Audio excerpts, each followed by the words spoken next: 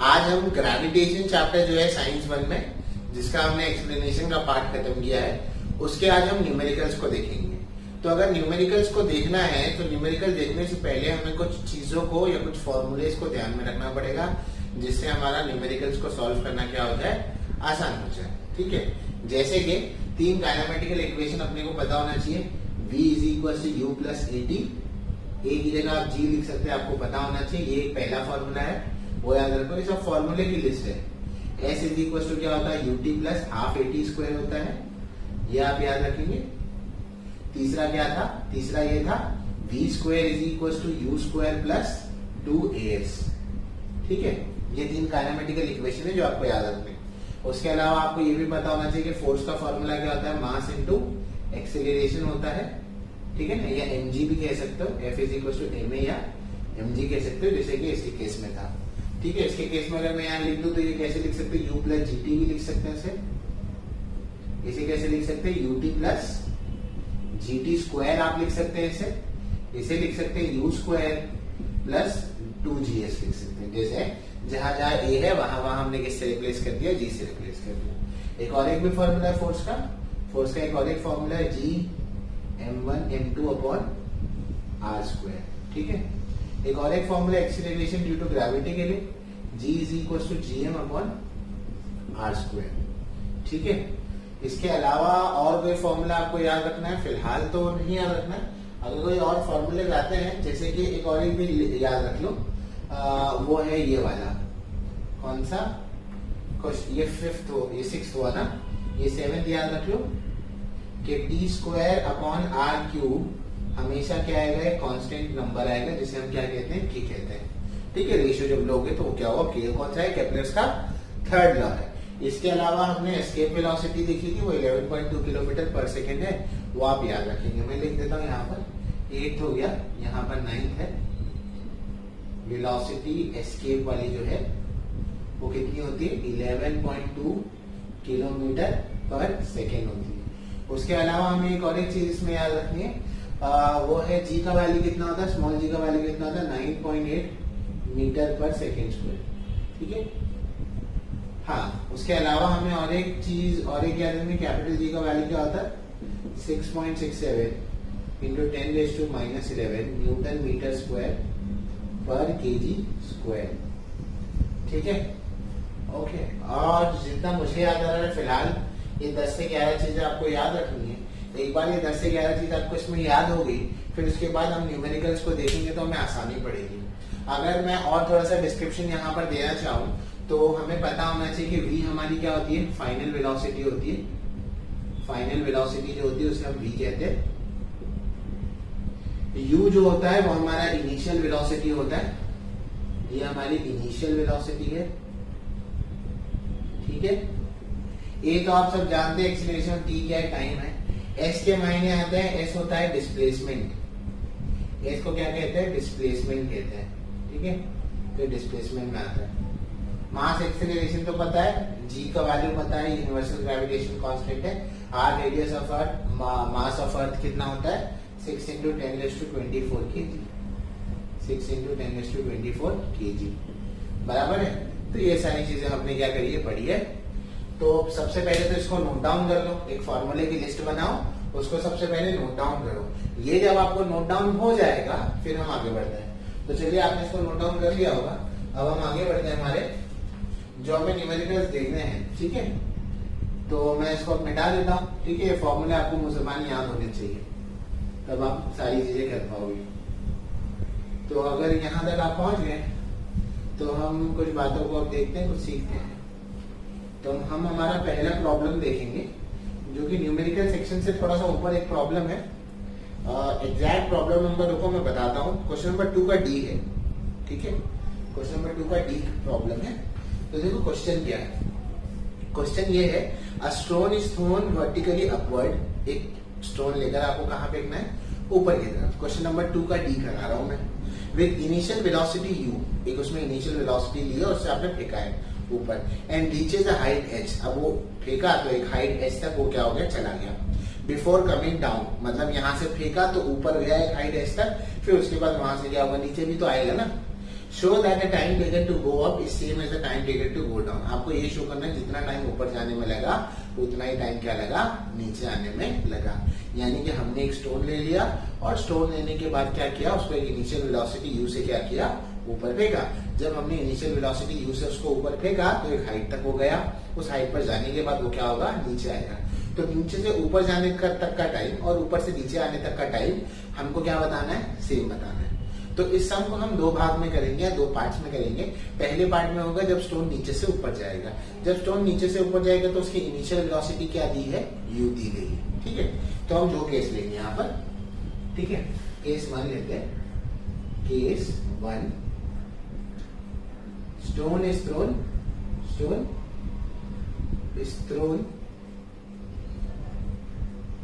Upwards. ठीक है, आपने स्टोन को कहां थ्रो किया, ऊपर की तरफ थ्रो किया। अगर आप ऊपर की तरफ थ्रो करते हैं तो एक उसकी इनिशियल वेलोसिटी तो है ही। ठीक है, तो सबसे पहले हम पहला काइनेमेटिकल इक्वेशन यूज करते हैं। Let us apply first kinematical equation. First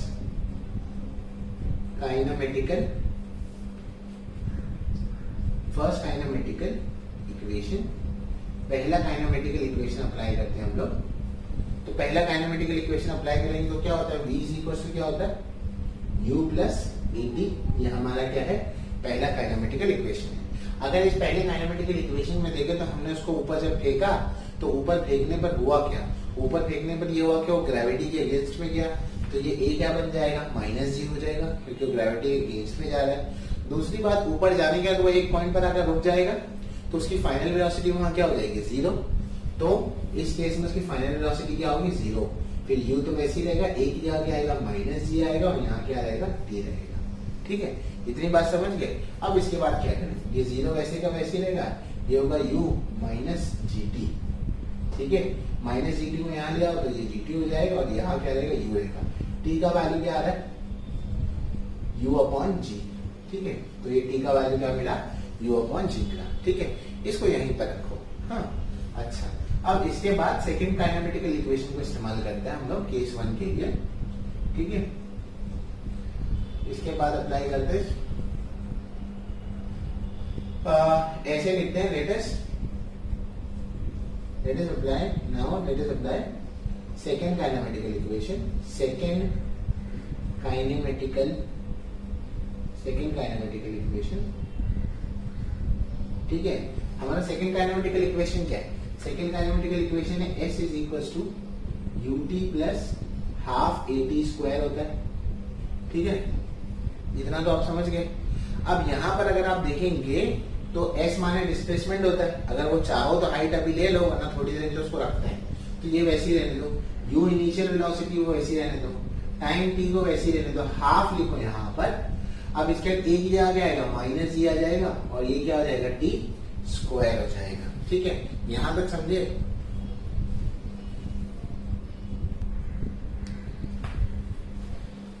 हाँ, तो अब यहाँ पर आप क्या करेंगे, यहाँ पर जो s है यानी कि डिस्प्लेसमेंट था, और डिस्प्लेसमेंट कितना हुआ है, देखो पत्थर ऐसे था, यहाँ पर था u इनिशियल वेलोसिटी मिली, v फाइनल वेलोसिटी पर गया, यहाँ पर जो डिस्प्लेसमेंट हुआ वो कितना हुआ, h का, इतने हाइट कवर किया। तो s की जगह हम h लिख देंगे, u वैसे का वैसे ही है। t का वैल्यू मिला है u/g। ठीक है, तो यहाँ पर t की जगह क्या लिख देते हैं, u/g लिख देते हैं। ठीक है, यहाँ तक हो गया। अब इसके अलावा यहाँ पर हाफ लिखे हैं, हाँ, -g वैसे का वैसे ही है। और फिर हम लोग यहाँ पर क्या करेंगे, यहाँ पर t की जगह फिर से क्या लिखेंगे, u/g का होल स्क्वायर। ठीक है, अब इसको सिंप्लीफाई करना है। तो x तो वैसे का वैसे ही है बेटा, u इंटू यू क्या होगा, u स्क्वायर अपॉन g होगा, प्लस माइनस माइनस होगा, हाफ वैसे का वैसे ही है। ठीक है, ये g और ये g क्या हो जाएगा, सॉरी, ये g और ये g कैंसिल नहीं होगा अभी, इसको अभी ऐसे ही रखो, इसको भी अभी ऐसे ही रखो। क्यों, क्योंकि ये एक g हो गया, ये वाला g तो वैसे का वैसे, इस पर स्क्वायर है तो ये क्या होगा, u square upon g square होगा, है ना। फिर एक g और यहाँ से एक g क्या होगा, कैंसिल होगा। तो h इज इक्वल टू यहाँ क्या बचेगा, u square upon g minus half, ऊपर बचा u स्क्वायर अपॉन g। मेरे को ये बताओ, ये पूरा एक u स्क्वायर अपॉन g है, उसमें से आधा u स्क्वायर अपॉन g निकालोगे तो कितना बचेगा, हाफ यू स्क्वायर जी बचेगा। इतना समझे या नहीं? अरे ये कुछ नहीं लिखा है तो यहाँ पूरा वन है ना, एक में से आधा गया तो आधा ही तो बचेगा। ठीक है, अब ये सारी की सारी वैल्यूज को आप वहां लेकर जाओ यहाँ पर। ठीक है, इतना होने के बाद अब सारी वैल्यूज को वहां भेजो तो क्या होगा, तो देखो ये हो जाएगा 2h हो जाएगा, है ना, ये 2hg हो जाएगा और यहाँ पर क्या है u स्क्वायर आ गया। अरे समझे, यहाँ पर ये 2g उसको h के साथ भेज दिया और यहाँ पर u स्क्वायर भेज दिया।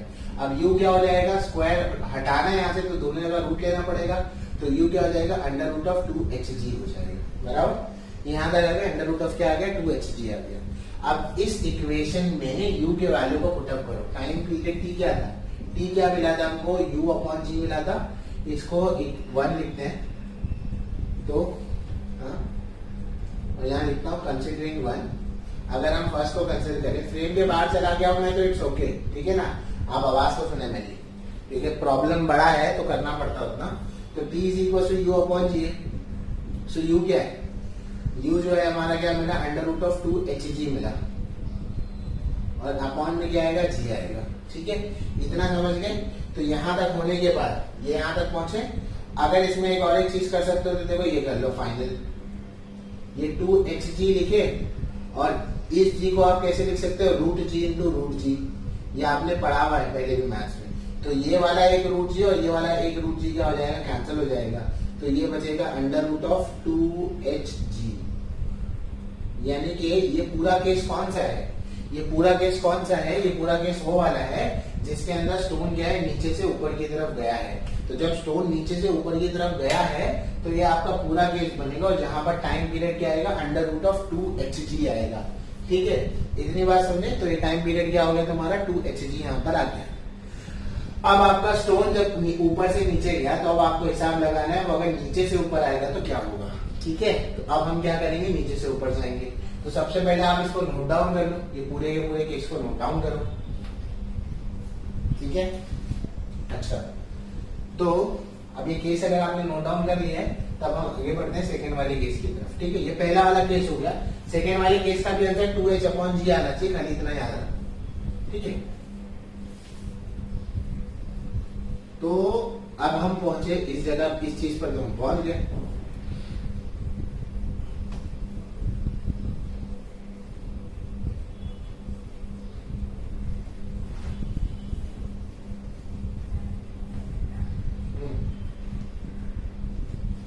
अब हम क्या करेंगे, वो केस कंसीडर करेंगे। यहाँ पर स्टोन क्या होगा, ऊपर से कहाँ आएगा, नीचे की तरफ आएगा। ठीक है, तो अगर केस 2 लेते हैं, केस 2 लेते हैं, when stone is coming downward, when stone is coming downward, अब फिर से उस डायग्राम को बनाते और एनालाइज करते कि हमें क्या समझना है। ये यहाँ u था, यहाँ v था और ये क्या था, h था। अब स्टोन तुम्हारा यहाँ आ चुका है, स्टोन यहाँ पर आ चुका है, तुम्हें अब इनिशियल वेलोसिटी से लेना देना नहीं है। यहाँ पर आने के उसकी वेलोसिटी एकदम एंड में क्या हुई होगी, 0 तो हुई होगी। ठीक है, बट अब हमारा केस उल्टा है। अब हमारा केस नीचे से ऊपर नहीं है, अब हमारा केस क्या, ऊपर से नीचे है। तो जब हमने नीचे से ऊपर देखा तो हमने माना था कि नीचे कुछ ना कुछ वेलोसिटी होगी और ऊपर जाके क्या हुई होगी, 0 हुई होगी। तो अब उल्टा देखोगे तो क्या होगा, अब उल्टा देखोगे तो ये होगा कि ऊपर कुछ ना कुछ वेलोसिटी होगी और नीचे जाकर वेलोसिटी क्या हो गई होगी, 0। तो अगर हम सेकंड काइनेमेटिकल इक्वेशन कंसीडर करते हैं जो है थर्ड ले लो, v² is equal to u² plus 2as होता है, बराबर। तो अगर हम मान लें कि अब यहाँ पर जब स्टोन नीचे आ रहा है तो उसकी इनिशियल वेलोसिटी क्या हो जाएगी, 0 हो जाएगी। और ग्रेविटी के डायरेक्शन में आ रहा है तो एक इसके बराबर होगा प्लस g के बराबर, ना कि माइनस g के बराबर, क्योंकि ग्रेविटी यही है और हम आ भी कहाँ रहे, यही आ रहे हैं। तो हमारा फाइनल इक्वेशन यहाँ पर कैसे दिखेगा, ये होगा 0 का स्क्वायर, यहाँ होगा प्लस 2, एक जगह क्या आएगा, gs आ जाएगा। इतनी बात समझ गए। तो v² क्या हो जाएगा, v² हो जाएगा 2gs हो जाएगा। तो v का वैल्यू क्या आ जाएगा बताओ, अंडर रूट ऑफ 2gs होगा। ठीक है, मैं एक बार देख लेता हूँ आपको वहां से दिखाई दे रहा है या नहीं दे रहा है। ठीक है, फिर हम उसको आगे करते हैं सॉल्व। हाँ, और एक आखिरी चीज इसमें कर दो। इसमें आखिरी चीज आप क्या करेंगे, ये जो एस है, एस यानी कि डिस्प्लेसमेंट है, डिस्प्लेसमेंट के लिए हमने क्या लिया था, हाइट लिया था, तो इसको फाइनली लिखना अंडर रूट ऑफ 2gh लिख देना। ठीक है, इतना पहुंच गए, यहां तक हो गया। इसके आगे क्या करेंगे, इसके आगे अगर हम पहला काइनेमेटिकल इक्वेशन लेते हो गया, v is equal to u plus at है, बराबर, v किसके बराबर है, u प्लस at के बराबर है। अगर हम यहाँ पर ध्यान से देखेंगे तो u तो 0 हो जाएगा, तो ये तो 0 रहेगा, और ये क्या हो जाएगा, gt हो जाएगा। इतनी बात आप समझ गए। हाँ, अभी इसके अंदर और क्या कर सकते हो, तो इसके अंदर ये कर सकते हो कि v is equal to 0 plus gt हो जाएगा, और फिर यहाँ करोगे तो ये होगा v upon g is equal to क्या हो जाएगा, t हो जाएगा। तो t को यही रखो, v का वैल्यू अभी मिला हमें, अंडर रूट ऑफ क्या मिला, 2gh मिला, है ना, ये से 1 लिखते हैं, और यहाँ लिखते हैं हमें कहाँ से मिला, फ्रॉम 1 से मिला है, फ्रॉम 1 से क्या मिला हमें, ये मिला, और नीचे तो g है, तो g वैसे का वैसे ही आएगा, बराबर। सो अब इसका टाइम पीरियड निकालेंगे तो क्या होगा, ये 2gh वैसे का वैसे ही, अभी मैंने पहले बताया था, g को कैसे लिख सकते हो, रूट जी इंटू रूट जी लिख सकते हो, तो यहाँ से ये रूट जी क्या होगा, कैंसिल हो जाएगा। फाइनल आंसर क्या आएगा, under root of 2h upon g, जो कि पहले भी आ रहा था, है ना। तो यानी कि स्टोन ऊपर से जब नीचे गिरा तो भी यही टाइम था, और ऊपर से जब नीचे गया तो भी यही टाइम था। इस तरह से तुम्हारा ये पहला सवाल क्या होता है, कंप्लीट होता है। ठीक है, तो ये तुम्हारा पहला क्वेश्चन था जो आपको देखना है। काफी बड़ा क्वेश्चन है, ये सबसे बड़ा क्वेश्चन है, इससे बड़ा कोई और क्वेश्चन है नहीं। ठीक है, तो इसको नोट डाउन कर लो। चलो मैं इसको रब करता हूँ। अब हम जाएंगे हमारे अगले सवाल की तरफ। यहाँ से थोड़े सवाल आसान है, पहला ही सवाल था जो थोड़ा सा लंबा चौड़ा था। ठीक है, आप कोई और तरीके से भी कर सकते हैं, आपको पूरी आजादी है इसको करने के लिए, बस चीजों को सही अप्लाई करना और मैथमेटिक्स को सही वहां पर लेना, तो आपको बिल्कुल समझ में आ जाएगी चीजें। ठीक है, हाँ, तो यहाँ तक तो हो गया पहला सवाल। अब हम जाएंगे दूसरे सवाल की तरफ। दूसरा सवाल क्या है, क्वेश्चन नंबर 2E करा रहा, यानी कि उसके नीचे वाला क्वेश्चन। उसके नीचे वाला क्वेश्चन क्या कहता है, देखो, if the value of g suddenly becomes twice its value, g की जितनी भी वैल्यू उससे क्या हो जाए, ट्वाइस वैल्यू हो जाए, it will become 2 times more difficult to pull a heavy object along a floor. Why? मतलब अगर g की वैल्यू डबल हो जाए तो किसी ऑब्जेक्ट को खींचने में दोहरी डिफिकल्टी हो जाएगी, डबल डिफिकल्टी लगेगी। तो ऐसा क्यों होता है, तो सपोज करो हम कंसिडर करते हैं 2E क्वेश्चन है, ये क्वेश्चन नंबर 2E है। हम ये कंसिडर करते हैं कि सपोज करो पहला फोर्स m1 है, जिसमें सिर्फ ग्रेविटी क्या है, g है। ठीक है, ग्रेविटी, क्योंकि ऑब्जेक्ट का मास तो सेम है और ग्रेविटी क्या है, g है। सेकेंड वाले में फोर्स F2 ले लेते हैं, इसमें ऑब्जेक्ट का मास तो सेम है पर ग्रेविटी ट्वाइस हो जा रही है, तो कितनी हो जाएगी, 2g हो जाएगी। तो इसको ऐसे लिख सकते हैं हम लोग, मल्टीप्लाई करके 2mg बराबर। अब F1 अपॉन F2 का रेशियो निकालो। F1 क्या है, mg है, F2 क्या है, 2mg है। इसको क्या कर दो, कैंसिल कर दो। तो F1 अपॉन F2 क्या बचा, F1 अपॉन F2 आपके पास बचा 1/2, क्या आया, 1/2 आया। तो अगर ये आपके पास 1/2 आया तो आप क्या करेंगे, यहाँ पे इसको भेज दो, 2F1 भेज दो, और F1 हो जाएगा। तो F2 का वैल्यू क्या आएगा, F2 का वैल्यू आ जाएगा 2F1। क्या मतलब है इसका, इसका मतलब ये है कि फोर्स 2 कितना दुगुना होगा, 2 टाइम्स ऑफ फोर्स F1 से, है ना। यानी कि ग्रेविटी अगर डबल होगी तो फोर्स भी क्या होगा, डबल लगाना पड़ेगा। मतलब सिंपल भाषा में समझाने का मतलब ये था कि आपको मैथमेटिकली बताना है कि ऐसे कैसे होगा। ठीक है, तो क्वेश्चन नंबर 2E था जो हो गया है, वहां से अब हम लोग शुरू करेंगे क्वेश्चन नंबर 5A। देखिए पहला क्वेश्चन क्या है, पहला क्वेश्चन ये है कि an object takes 5 second to reach the ground, यानी कि एक ऑब्जेक्ट को नीचे आने के लिए कितना टाइम लग रहा है, 5 सेकंड का टाइम लग रहा है। कहां से, एक हाइट दी है 5 मीटर की। What is the value of g on the planet, आपको प्लैनेट पर जो भी प्लैनेट होगा उस पर g की वैल्यू कितनी होगी वो पता लगानी है। तो आपके पास पहले जो इन्फॉर्मेशन है उसको इस्तेमाल कर लो। ठीक है, आपके पास इन्फॉर्मेशन क्या है वो देखो। Question number 5A we are starting. Question number 5A, आपके पास डेटा क्या है, आपके पास डेटा में दिया है, आपके पास टाइम है, और आपके पास टाइम कितना दिया हुआ है, आपके पास टाइम दिया है 5 सेकेंड का। ठीक है, और आपके पास डिस्प्लेसमेंट है या हाइट दी है, वो याद रखो, जितनी हाइट से गिरा उतना डिस्प्लेसमेंट हुआ है, वो भी कितना है, 5 मीटर। ठीक है, आपको फाइंड क्या करना है, आपको value of g find out करना है कि g की वैल्यू कितनी होगी, ये आपको क्या करना है, फाइंड आउट करना है कि g की वैल्यू कितनी है। ठीक है, तो आपको ये नहीं मालूम कि उसकी फाइनल वेलोसिटी क्या है, आपको ये नहीं पता कि सपोज करो ऑब्जेक्ट को आपने जब नीचे फेंका, वहां से जब नीचे आएगा तो टोटल जब नीचे आ गया तो उसकी इनिशियल वेलोसिटी क्या हो जाएगी, 0 हो जाएगी, बराबर है। तो यानी कि मैं इससे बोल सकता हूँ कि u क्या होगा, 0। v के बारे में मुझे पता नहीं, मेरे पास 3 काइनेमेटिकल इक्वेशन है, उसमें से मैं कोई एक को यहाँ पर अप्लाई कर सकता हूँ, जो सबसे अप्रोप्रिएट होगा मैं उसको अप्लाई करूंगा। अगर मैं ये वाला काइनेमेटिकल इक्वेशन लेता हूँ सोल्यूशन के लिए, देखते हैं s is equal to ut plus half gt square होता है। अरे होता है या नहीं होता, होता है ना, हाफ gt स्क्वायर होता है। तो अगर मैं s को 5 ले लूं, क्योंकि डिस्प्लेसमेंट क्या है 5 है, और इनिशियल वेलोसिटी मेरी n में आके क्या हो जाएगी, 0 हो जाएगी, तो उसे मैं 0 रख देता हूं।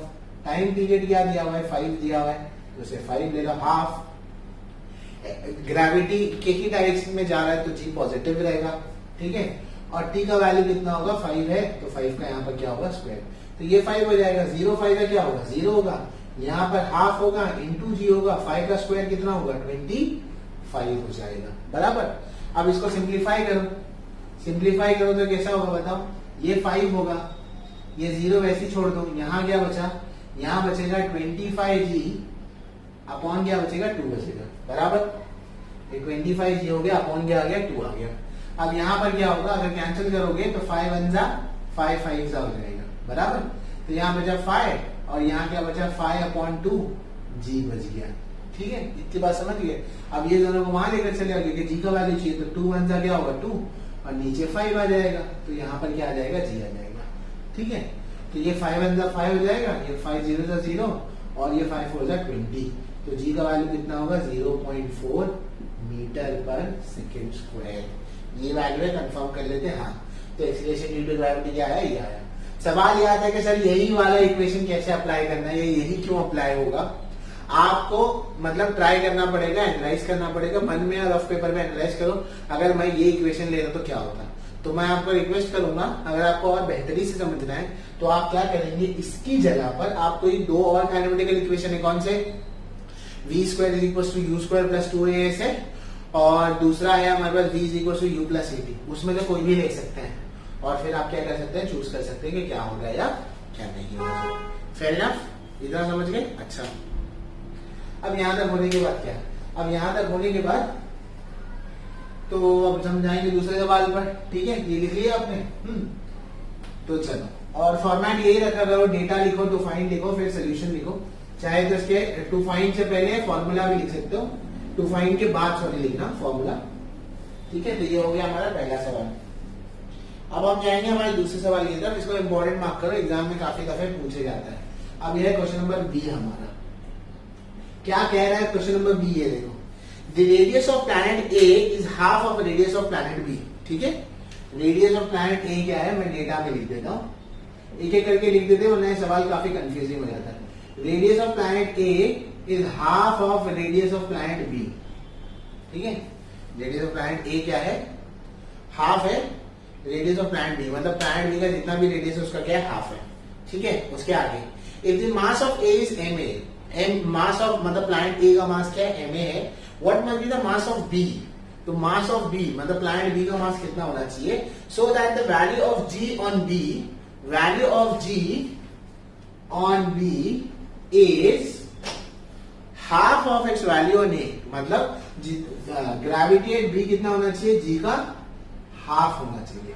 और आपको क्या पता लगाना है, आपको पता लगाना है what must be the mass of B, आपको टू फाइंड, आपको क्या करना है, mass of planet B find out करना है, वो फाइंड आउट करना है एम बी, ठीक है।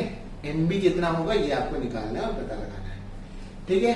फेयर इनफ, कैसे करेंगे देखो। अब उसको करने के लिए हमारे पास जो फॉर्मूला है वो देखते हैं। हमारे पास एक्सीलरेशन ड्यू टू ग्रेविटी का फॉर्मूला है, क्या फॉर्मूला हमने स्टार्टिंग में लिखा था, g इज इक्वल टू क्या होगा, G M upon R square, बराबर। अब हमारे पास दो प्लैनेट है, प्लैनेट ए है और प्लैनेट बी है, तो हम ये कह सकते हैं, तो सोल्यूशन कैसे लेंगे, अगर प्लैनेट ए के लिए लेंगे तो क्या लिखेंगे, जी ए लिखेंगे। ये तो पूरे यूनिवर्स में सेम होता है, तो किसी भी प्लैनेट पे जाओ कैपिटल जी क्या रहेगा, सेम रहेगा, तो वैसे रहेगा। मास यहाँ पर क्या आएगा, एम ए आ जाएगा, और यहाँ क्या आ जाएगा, आर ए स्क्वायर आ जाएगा, ठीक है। यहां तक समझ गए।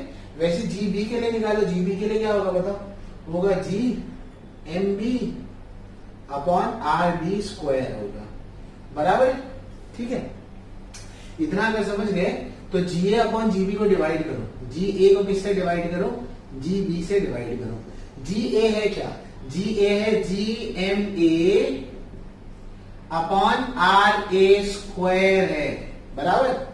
डिवाइडेड बाय क्या है, G M B upon R B square है, बराबर है। ये ऐसे है, तो आप आगे क्या बोलेंगे, आप ये बोलेंगे जी ए अपॉन जी बी लेंगे, यहां क्या करेंगे, जी एम ए वैसे का वैसे ही अपॉन आर ए स्क्वायर वैसे का वैसे ही, डिवाइड को हम मल्टीप्लाई में चेंज कर देंगे तो ये हो जाएगा, बताओ क्या, R B square upon G M B.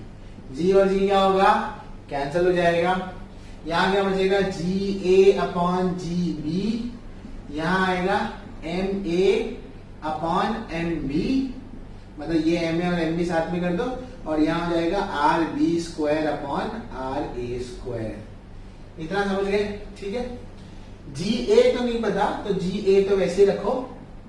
G B पता है, जी बी क्या है, जी ए अपॉन 2 है, तो यहां पर क्या आएगा, जी ए अपॉन 2 आएगा। एम ए और एम बी वैसे ही रखो, उसमें कुछ मत करो। आर बी पता है, नहीं पता, तो आर बी स्क्वायर वैसे का वैसे ही छोड़ दो। आर ए पता है, आर ए क्या है बताओ, वहां से देखो क्या है, R B upon 2 the whole square, बराबर है। ये कैलकुलेशन जरा ध्यान से करना। ये डिनोमिनेटर में डिनोमिनेटर बेटा कहां जाएगा, न्यूमरेटर में चला जाएगा, तो ये क्या हो जाएगा बताओ, 2 जी ए हो जाएगा, अपॉन क्या बचेगा, जी ए बच जाएगा। यहां क्या होगा, यहां होगा M A upon M B होगा।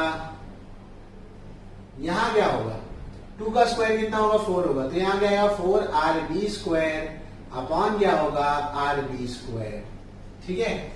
ये जी ए कैंसिल होगा, आर बी स्क्वायर क्या हो जाएगा, कैंसिल हो जाएगा।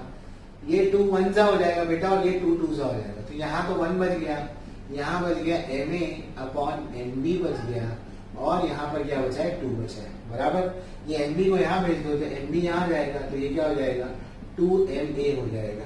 मास ऑफ बी कितना आएगा, जितना भी प्लैनेट ए का मास था उसका ट्वाइस होगा, ठीक है। होप सो ये वाला प्रॉब्लम जो है तुम्हें समझा होगा, ये पूरा प्रॉब्लम, ठीक है। तो इस तरह से तुम्हारा सेकंड प्रॉब्लम भी खत्म होता है। अब हम जाएंगे तीसरे प्रॉब्लम की तरफ, ठीक है। इसे लिख लो, ये एग्जाम में पूछा जाता है बाय द वे काफी बार, हाँ, तो इसको जरा ध्यान से लिखो।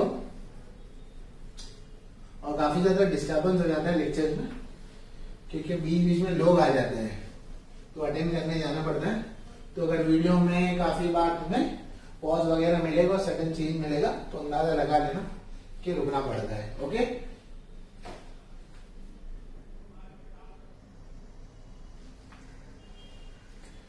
Okay, so we are starting with now question number C, question number 5C now.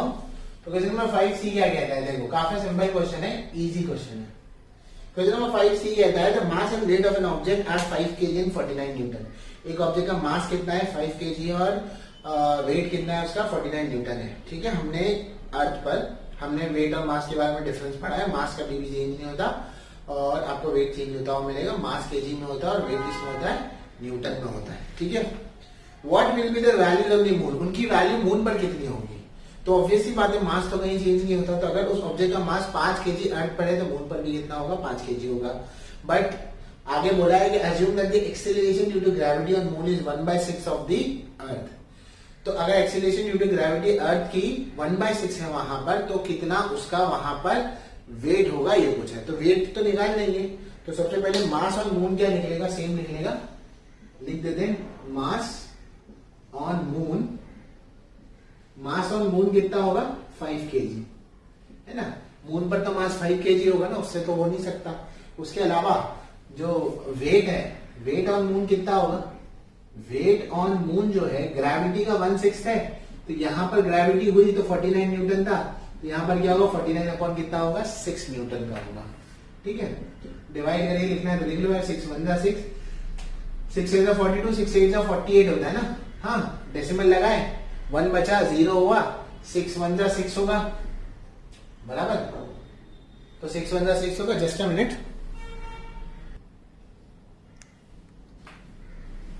हाँ, तो यहाँ पर अभी तो ये 6 8 48 हो गया, 1 बचा, 0 आया, 6 1 6 हो गया, 4 बचा 0, 6 6 क्या होगा 36, 1.666 आएगा। तो 8.167 या 8.16 जो भी फाइनल आंसर है 8.17 है। तो 8.17 अप्रोक्सीमेट न्यूटन, इतना लिख लो। ये हो गया क्वेश्चन नंबर सी खत्म। ठीक है, क्वेश्चन नंबर डी देखते हैं। क्वेश्चन नंबर डी थोड़ा सा इंटरेस्टिंग क्वेश्चन है, देखो ध्यान से। An object thrown vertically upward reaches a height of 500 metre. एक पत्थर ले लो, सपोज करो उसको ऊपर फेंको तो 500 मीटर ऊपर तक गया। उसकी इनिशियल वेलोसिटी क्या है ये पता लगानी है पहले। ठीक है, how long will the object take to come back to Earth assuming that g is 10 metre पर सेकेंड स्क्वायर। तो डेटा में लिख लो, डेटा में डिस्प्लेसमेंट कितना हुआ, जितना ऊपर ऊंचा है कितना 500 मीटर है, और g कितना है 10 मीटर पर सेकेंड स्क्वायर है। जी कितना है 10 मीटर पर सेकेंड स्क्वायर है। आपको पता है क्या लगाना है, आपको पता है ये लगाना है। एक तो टाइम कितना लगा, वो दो चीजें पता लगानी है। पहली कौन सी लगानी थी, इनिशियल वेलोसिटी, यानी कि यू पता लगाना है, यू कितना है, और पता लगाना है कि टोटल टाइम कितना लगा। ठीक है, ये दो बातें आपको इसमें क्या करनी है, पता लगानी। चलो जल्दी से पता लगाते हैं। बताओ पहले यू पता लगाना है। तो यू पता लगाने के लिए कोई ऑब्जेक्ट ऊपर गया, उसको फेंके कोई तो वेलोसिटी, जब ऊपर गया तो ऊपर जाने के उसकी फाइनल वेलोसिटी क्या हो जाएगी, 0 हो जाएगी। तो अगर पहला काइनेमेटिकल इक्वेशन कंसीडर करते हैं, v = u + at लेते हैं, तो इनिशियल वेलोसिटी यहाँ पर क्या ले लेंगे 0, कंसीडर लेंगे हमारा जो पत्थर है वो u वेलोसिटी से लिया, और v फाइनल वेलोसिटी यहाँ जाकर क्या हो गई 0 हो गई। तो ये तो हो गया। अब u पता लगाना है तो वो वैसे का वैसे ही रहेगा। a क्या होगा, एक्सीलरेशन ड्यू टू ग्रेविटी है, ग्रेविटी के अगेंस्ट में जा रहे हो तो क्या लेंगे, उसको -g ले लेंगे। और यहां पर तुम्हारी और एक चीज क्या थी, टाइम था। टाइम तुम्हें दिया हुआ है, अब टाइम तो यहां पर दिया हुआ नहीं है ना, तो फाइंड आउट तो इससे हो नहीं सकता। ठीक है, तो समझ में आया कुछ मैं जो पहले प्रॉब्लम में बोला था। तो ये वाला तो मैं ले ही नहीं सकता। ठीक है, मुझसे अभी मिस्टेक हो गई यहाँ पर, बट अगर आप लोगे तो आपको कुछ मिलेगा ही ना। यू चाहिए आपको, ये 10 ले लो, टाइम पीरियड तो आपको दिया नहीं हो तो निकालना है, तो ये वाला तो नहीं ले सकते आप। तो हम दूसरा ट्राई करते हैं। दूसरा काइनेमेटिकल इक्वेशन क्या है, दूसरा काइनेमेटिकल इक्वेशन है s = ut + ½ at²। समझे ना, पहला वाला क्यों नहीं ले सकते, क्योंकि इसमें टाइम तो दिया ही नहीं है, g का वैल्यू 10 है पर टाइम तो है नहीं, तो उससे u मिलेगा नहीं। u निकालने के लिए तुमको टाइम पीरियड और g दोनों चाहिए ना। ठीक है, यहां पर देखते हैं s क्या है 500 है, u आपको पता लगाना है, टाइम पीरियड आपके पास है नहीं। ठीक है, तो उसको छोड़ दो, जैसा टाइम पीरियड है वैसे उसको छोड़ दो, हाफ। g का वैल्यू क्या -10 है, और अगेन आपके पास क्या है, यहाँ पर टाइम पीरियड है नहीं। तो अगर ये भी लोगे तो यहां से भी नहीं निकल रहा, क्योंकि यहां पर भी आपके पास नहीं है। तो आप क्या करोगे, अगर ये दोनों भी नहीं मिल रहा है तो अब तीसरा वाला इक्वेशन आपके पास बचता है। तो मैंने करके, तुम सपोज करो एक डेमो देके तुमको दिखा दिया। आप तीसरे वाले में आने चाहिए, v² क्या होता है, u² + 2as होता है ना। v क्या है 0, फाइनल वेलोसिटी क्या है 0, u² वैसे का वैसे रहेगा, क्योंकि पता लगा है 2, ये -g हो जाएगा क्योंकि अगेंस्ट में जा रहा है। और एक्सीलरेशन कितना है 500 है, और g का वैल्यू भी मुझे पता है। अब यहां से u मिल जाएगा, समझे, क्योंकि आप कौन से टाइम पे कौन सा काइनेमेटिकल इक्वेशन यूज करोगे वो किस पे डिपेंड करेगा, जो आपके प्रॉब्लम की अवेलेबिलिटी है उस पर। ठीक है, मिस्टेक सही पर मैंने तुम्हें बता दिया। ठीक है, जिन्हें नहीं समझ में आ रहा था कि मैं यही क्यों यूज करूं, समझे। तो 0 का स्क्वायर तो 0 हो जाएगा, ये u² होगा, प्लस माइनस क्या होगा -2, सॉरी, g का वैल्यू है 10 है, ये यहाँ पे माइनस बाहर करता हूं, यहाँ क्या 500 है, सबको मल्टीप्लाई करेंगे, 2 10s are 20, और 20 × 5 करोगे तो कितना होगा 100 है ना। 2 10s are 20 हो गया, 20 × 5 कर दिए तो 100 हो गया, और उसके अलावा 2 0 यहाँ पर, इसको यहाँ लेके आ तो u² कितना हो जाएगा 10000। तो u कितना आएगा, u आ जाएगा, यहाँ 2 0 थे तो 1 0 और ये 1 0, तो u कितना मिल गया, ये मिल गया। इनिशियल तुम्हारी क्या हो गई, स्पीड कितनी आ गई, हाँ मीटर पर सेकेंड, ये जो भी है मीटर पर सेकेंड में होगा। तो इनिशियल स्पीड कितनी आ गई तुम्हारे अंदर, चेक कर लेते हैं आंसर इसका। तो ये तुम्हारी u जो आया है वो तुमको 100 मिला है। ठीक है, तो 100 तुम्हारी क्या हो गई, स्पीड हो गई, मीटर पर सेकेंड जो भी है दिया हुआ है। तो u निकल गया, अब टोटल टाइम निकालना है कि टाइम कैसे निकालेंगे। ठीक है, इसको इतना लिख लो, अब मैं बताता हूँ कि टाइम कैसे निकालेंगे। ठीक है, यहाँ तक हो गया। अच्छा चलो, हाँ मैं इसको रब कर रहा हूँ। अब टोटल टाइम निकालने के लिए हम क्या करेंगे, देखो टोटल टाइम निकालने के लिए अब जो हमारा सेकेंड हिस्सा है जिसमें हम टाइम निकाल रहे हैं, सेकेंड हिस्सा जो है जिसमें हम टोटल टाइम निकालेंगे, उसको कैसे निकालेंगे? उसको निकालने के लिए अगर सपोज करो हम फॉर्मूला लेते हैं s is equal to u t plus half a t square का, u t plus half g t square directly लिख देता हूं, ठीक है। s तो 500 है, u हमें मिला अभी 100 है, टाइम हमें पता लगाना है हाफ, क्योंकि अगेंस्ट में जा रहा है, ग्रेविटी के ऊपर जा रहा है, तो g का वैल्यू कितना लेंगे -10, और यहाँ पर क्या होगा टी स्क्वायर होगा। अब यहाँ पर सिर्फ t बचा है, तो यहाँ से मुझे t क्या हो सकता है, आराम से मिल सकता है।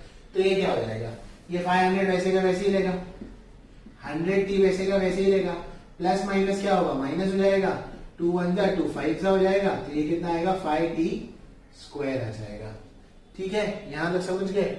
अब इसके अलावा क्या कर सकते हैं, यहाँ पर अब एक क्वाड्रेटिक इक्वेशन एक्चुअली बनेगा, इसको यहाँ लेकर जाओ, ये 5t स्क्वायर होगा, प्लस 100t यहाँ पर क्या होगा, माइनस 100t होगा, प्लस 500 वैसे का वैसे ही। अगर आपने क्वाड्रेटिक इक्वेशन सॉल्व किया है 10th का या 9th में पॉलिनोमियल्स किया है, तो ये करना कोई बड़ी बात आपके लिए नहीं है। सबसे पहले सबको 5 से डिवाइड कर दो ताकि नंबर छोटा हो जाए। यहाँ पे भी 5 से डिवाइड करो, यहाँ पर भी 5 से डिवाइड करो, यहाँ पर भी किससे डिवाइड करो, 5 से। ये और 5 कैंसिल होगा, t स्क्वायर आएगा, 5 1 जा 5 2 जा 0 जा होगा, तो -20t होगा, ये 5 1 जा 0 0, तो यहाँ पर क्या आ जाएगा 100 आ जाएगा, इज इक्वल टू क्या होगा, यहाँ पर 0 आ जाएगा। इतनी बात समझ गए। यहाँ लगाने का इसके फैक्टर t के हिसाब से सॉल्व करो। 100 को फैक्टराइज करके कितना लाना है, 20 लाना है। 10 10 सा होता है, 10 और 10 कितना होगा 20। तो इसको सॉल्व कैसे करते हैं वो सिखाऊंगा नहीं मैं अभी, वो आता है तुमको। -10t plus 100 is equal to क्या होगा, यहाँ पर 0। कॉमन यहाँ से t आएगा तो क्या बचेगा, t -10। यहाँ से -10 कॉमन आएगा तो क्या बचेगा, t -10। देखो ये मैं सिखा नहीं रहा हूँ ये कैसे करते हैं, वरना लेक्चर और बड़ा हो जाएगा क्योंकि ऑलरेडी बड़ा हो चुका है। तो ये हो जाएगा t -10, यहाँ पर भी क्या होगा t -10। ठीक है, आप कोई भी वैल्यू ले लो, t का वैल्यू कितना आएगा, 10 सेकेंड आएगा। ठीक है, 10 सेकेंड ऊपर जाने में लगा पत्थर को यहाँ से यहाँ पे, तो नीचे आने में तो 10 सेकेंड लगेगा। तो देयरफॉर टोटल टाइम कितना होगा, 20 सेकेंड्स। टोटल टाइम होगा 10 सेकेंड प्लस 10 सेकेंड कितना हो जाएगा, 20 सेकेंड हो जाएगा। ठीक है भाई, समझ गए। तो यहां पर तुम्हारा ये वाला क्वेश्चन भी कंप्लीट होता है जो क्वेश्चन नंबर 5D है। ठीक है, ओके, फेयर इनफ। अच्छा ठीक है, मैं 2 मिनट का ब्रेक लेता हूं और फिर मैं उसके आगे रिकॉर्ड करता हूं।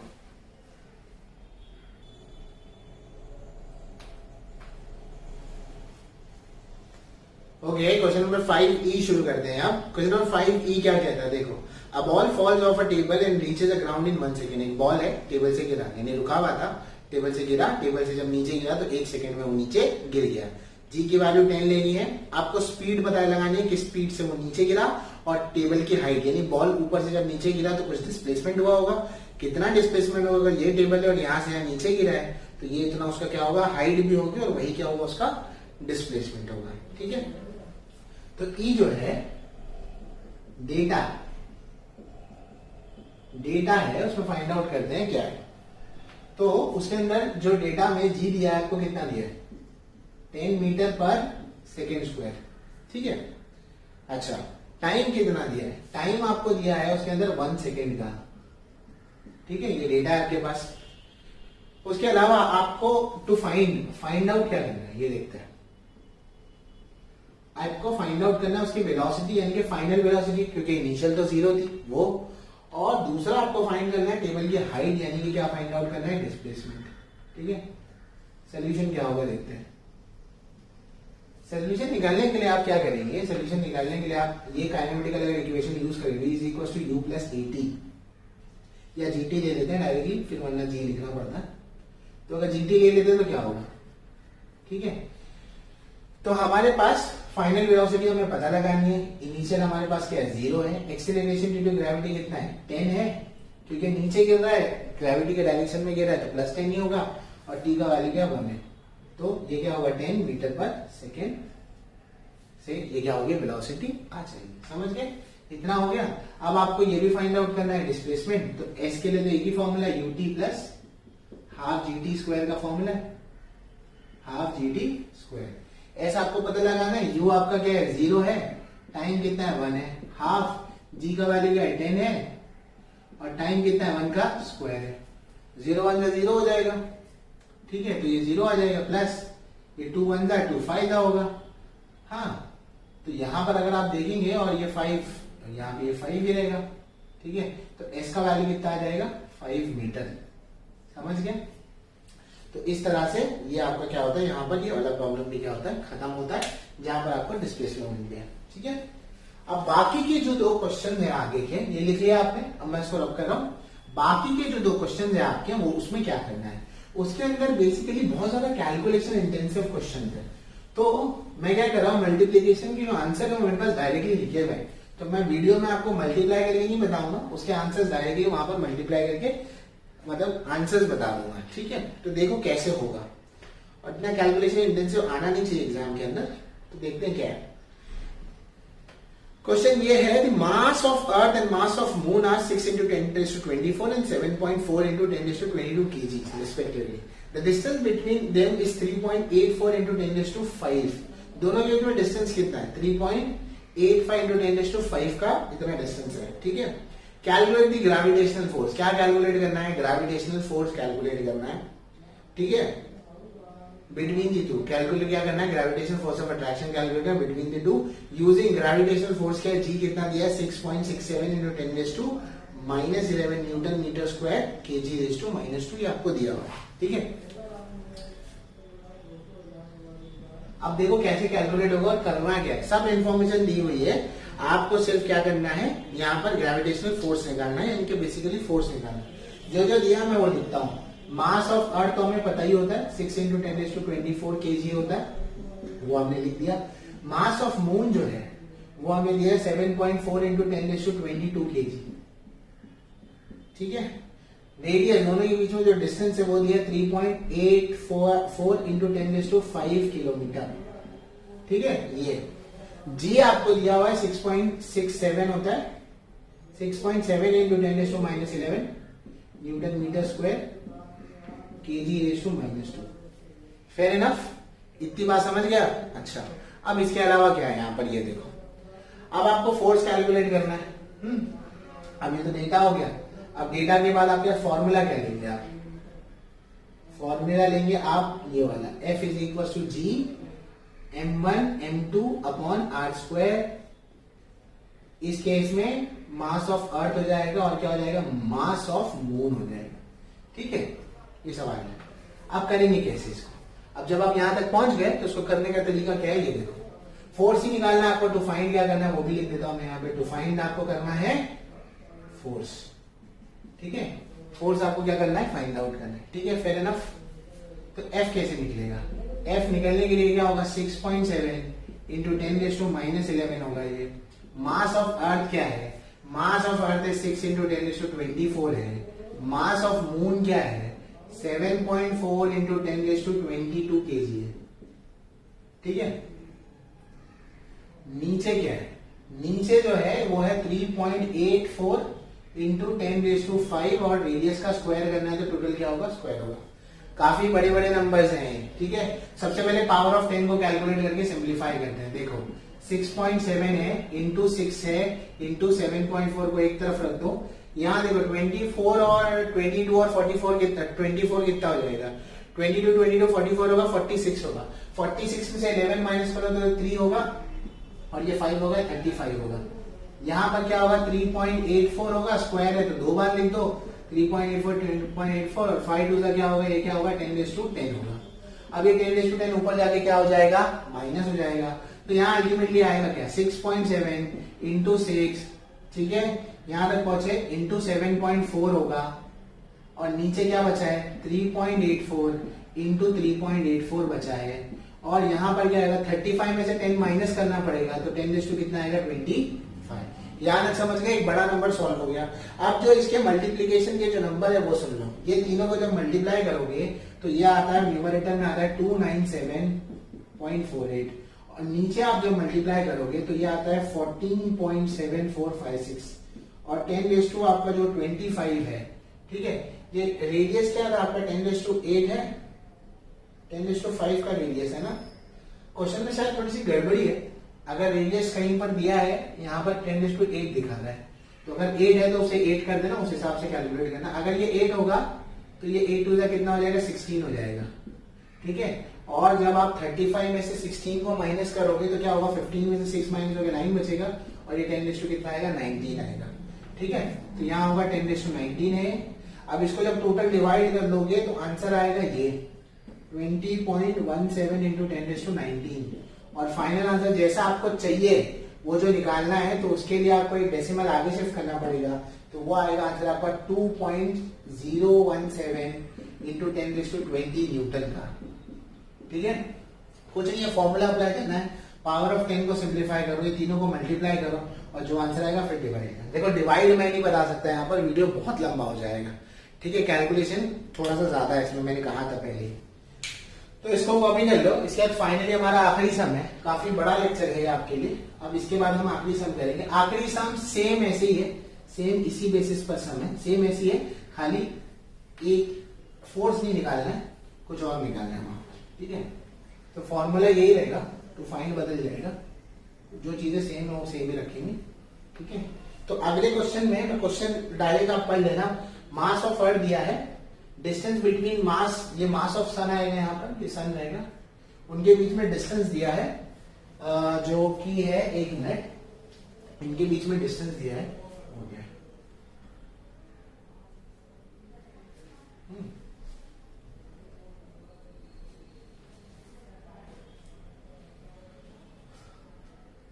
वो दिया 1.5 इंटू 10⁻11 मीटर का डिस्टेंस है, ठीक है।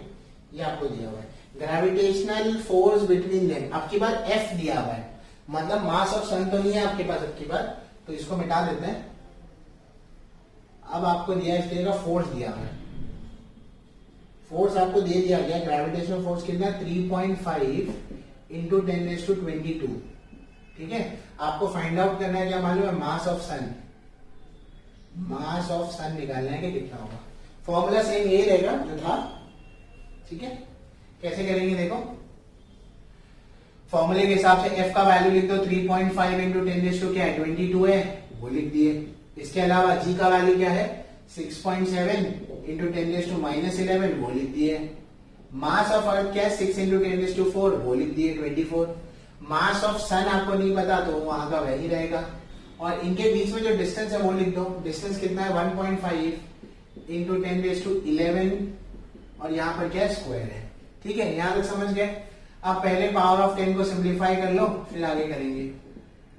6.7 है और 6 है, 24 में से 11 को निकाल दो तो 3 और 1 13 बच जाएगा, बराबर है ना। यहाँ पे 13 बच गया। यहाँ पर क्या होगा, यहाँ होगा 1.5 इंटू 1.5, ये कितना होगा 10⁻22 हो जाएगा, ठीक है। और इंटू मास ऑफ सन वही का वही है। अब ये पूरा ब्रैकेट उठा के वहां ले गया और ये ब्रैकेट नीचे लेकर आओ, मतलब क्या, ये हो जाएगा 3.5, पावर ऑफ 10 को बाद में लिखते हैं 1.5 इंटू 1.5 ऐसे लिखो। थोड़ा सा जल्दी कर लो क्योंकि मुझे मालूम है वीडियो के एंड तक बने रहना आपके लिए मुश्किल है। ये 10⁻22 ऑलरेडी था और एक 10⁻22 आ गया, ठीक है। ये पूरा वहां चला गया, अकेला जाता तो माइनस में आता था और वो तो इक्वल के उस साइड में थे। और यहाँ पर आएगा 6.7 इंटू 6 इंटू 10⁻13 और इज इक्वल टू यहाँ क्या बचेगा, मास ऑफ सन आ जाएगा, ठीक है। इसको देखोगे तो 44 होगा, 44 में से 13 को निकालना है आपको, ठीक है। 1 मिनट,